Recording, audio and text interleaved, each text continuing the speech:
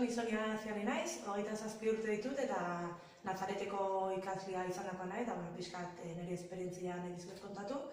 Eta, AF ikasi nuen hemen Nazaret bertan, eta behi esker, idea desberdin asko etorri zitzaizkian, eta horietako bat izan zen, surf munduan bidaiak ekitia enpresa txiki bat montatzia.